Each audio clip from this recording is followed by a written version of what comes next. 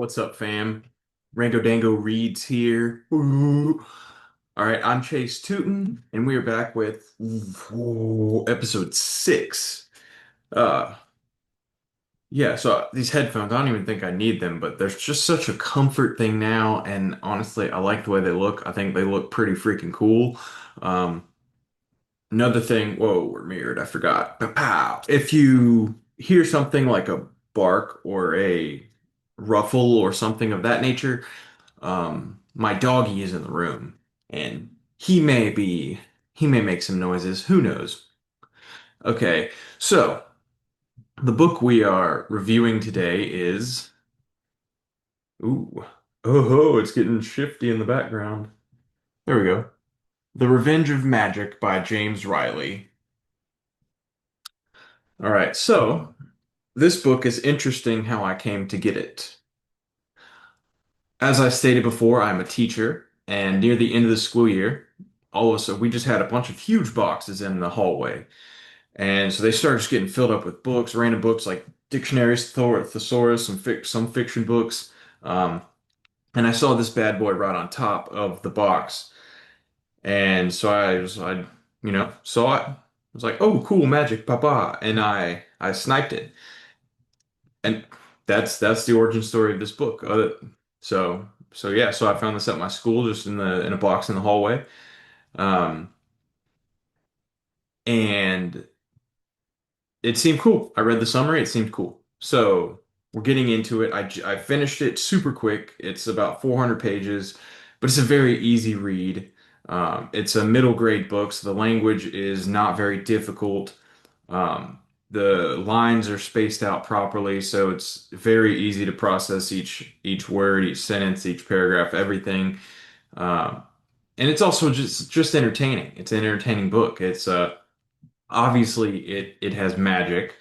Um, so here's the concept, and I'll try to give away as much as possible without spoiling. So basically, there's a dad and his father, and they're on a trip in DC. Then this monster attacks, and the kid freaks out, loses his mind. Kind of like after the fact, he loses his mind, but in the moment, um, he's struggling, he's freaking out, but he's like trying to resist what he's being told to do in his mind. Um, and so then, the attack ends and things happen. I won't get into it. Things happen. So then months later, he gets found out and then he gets reached out to by this school. And so he ends up going to this school for magic. Okay. Uh, and so then basically throughout it's this whole thing, he's out for revenge, obviously, on this monster who attacked DC based on the title. And so he's trying to find a way to learn magic, to be destructive, and he wants to attack this thing. He wants to kill it. But then things happen throughout. Um, gosh, I've talked anyway. I don't want to give away too much. It's conceptually it's a very fun book. I think this is the first of, if I'm not mistaken, yes, the first of a 4 book series as of now that I can see. And once you read it, it's very obvious that it's going to be a series. Um, but there's mind control, there's healing, there's attacks, there's deception, there's sneaking around, there's telepathy, and there's military. But I would say so. I thoroughly enjoyed the book. I think the most entertaining part of the book was just how childlike it was. It was very imaginative. I don't mean childlike in a poor writing aspect. I mean childlike in it was clearly written for a child's mind and not it wasn't trying to do anything that it wasn't. It wasn't trying to be something that it's not. It was just telling a story, a fun story for kids. And there were some aspects in the book that connected to a deeper spiritual meaning, at least for me. Once again, perception is reality, and this is how I perceived it based on the context of the book and the context of what I know about real life.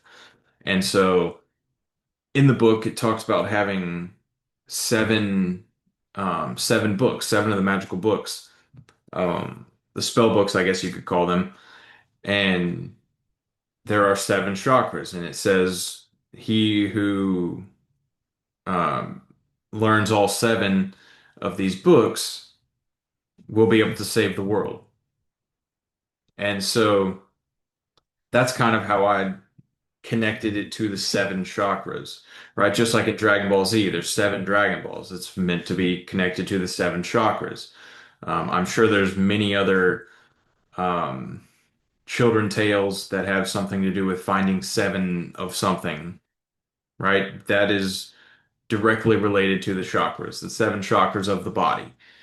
Right? It's very interesting. If you haven't looked into the chakras, I highly recommend that you do. It it makes a ton of sense because a lot of what the chakras are basically portions of your body that kind of regulate your body in a sense. So there's like, say, the throat chakra. If it's out of whack, then maybe you're talking too much, or maybe you're not talking enough. Maybe you're afraid to say certain things. Like there's different aspects, different chakras control different things of the body, of the soul, of the personality. Um, so it's worth looking into. Different foods can affect it, different actions can affect them, different words can affect them. So it's definitely worth. Ooh, I do that push up a lot on the chair. It's definitely worth looking into the chakras. But anyway, back to the revenge of magic. So with that, it says that they need to find all seven, but as of right now, only five have been found, and so they're trying to locate the last two. Now, there's also a like let's say a mythical, I don't know, octopus kind of creature. It makes more sense in the book. It's not an octopus, right? But it has tentacles and it's very powerful, very mythical, fantastical. Ooh, it's very fantastical. It's cool. It's a good concept. Um, and so there's portals, and it's a very fun book. There are aspects, of course. It's a lot of it. Okay, here's talking on the seven chakras, the seven books. A lot of what the book talks about is reaching full human potential, saying that um, we have a lot of potential inside of us that is basically untapped, that we need to tap into to reach our full potential. And if you can connect this and to basically, I mean, pretty much anything, it's literally perception is reality. So it's like comes down to confidence, like. And this, okay, so I watched this movie the other day called I Feel Pretty, and the entire movie was about confidence. Literally nothing changed. She bumped her head, and then all of a sudden she just has all the confidence in the world and thinks that she's just become this gorgeous woman. And so she lives her life entirely different.